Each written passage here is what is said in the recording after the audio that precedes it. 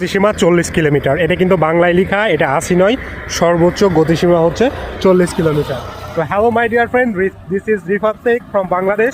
আমি বাংলাদেশের ফেনী জেলায় আছি, বাংলাদেশের ছোট্ট একটা জেলা, এবং এই জেলার মধ্য দিয়ে যে রাস্তাটা আপনারা দেখতে পাচ্ছেন দুই পাশে, এটা হচ্ছে ঢাকা চিটাগাং হাইওয়ে রোড।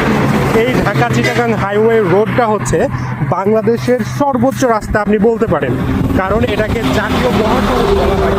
আর এটাকে জাতীয় মহাসড়ক বলার বেশ কিছু কারণ আছে, কারণ এই রাস্তাটা দিয়ে প্রচুর পরিমাণে গাড়ি চলাচল করে এবং এটা একটা লং রুটও বটে, এবং যত ধরনের এক্সপোর্ট ইম্পোর্টের কাজগুলো হয় সবগুলো কিন্তু এই রাস্তা দিয়েই হয়।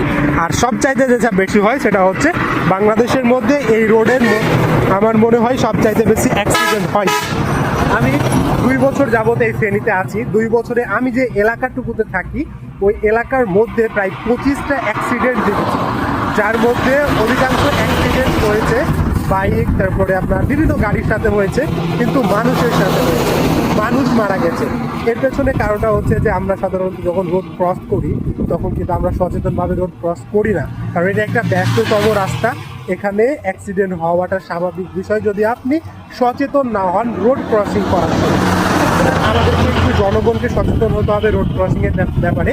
আরেকটা বিষয় যেটা হচ্ছে যে দেখুন, বাংলাদেশের সর্বোচ্চ রাস্তায় সর্বোচ্চ গতিসীমা হচ্ছে 80 কিলোমিটার, অর্থাৎ কিন্তু আপনি যদি বাইরের রাষ্ট্রগুলোতে যান তাহলে বাইরের রাষ্ট্রগুলোতে দেখবেন যে সর্বনিম্ন গতিসীমা 200-300 কিলোমিটার, এবং এই 200-300 কিলোমিটার গতি নিয়েও কিন্তু তারা অ্যাক্সিডেন্ট এড়িয়ে চলে। তাহলে আমাদের দেশে সর্বোচ্চ গতি 80 নিয়েও কেন আমরা অ্যাক্সিডেন্ট এড়িয়ে চলতে পারি না?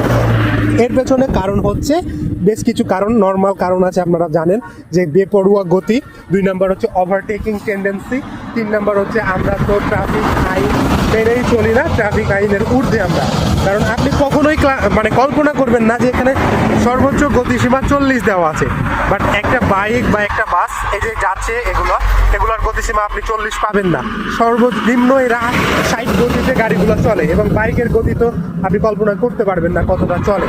তো আমাদেরও একটু সচেতন হতে হবে, আমাদের ওভারটেকিং টেন্ডেন্সিটা, আমাদের এই লরিগুলোর ওভারটেকিং যে টেন্ডেন্সি থাকে সেটা নিয়ন্ত্রণ করতে হবে, কারণ লরিগুলোর সাথে অ্যাক্সিডেন্ট হলে বাঁচার কোনো অপশান থাকে না। দেখুন এই লরির এটা 40 কিলোমিটার না ঘন্টায়, 40 কিলোমিটারে চলে না, আর 40 কিলোমিটার বা 60 কিলোমিটারে চলেও কিন্তু আপনি পুরো রাস্তাটা কভার করতে পারবেন না, আপনি ক্লান্ত হয়ে পড়বেন।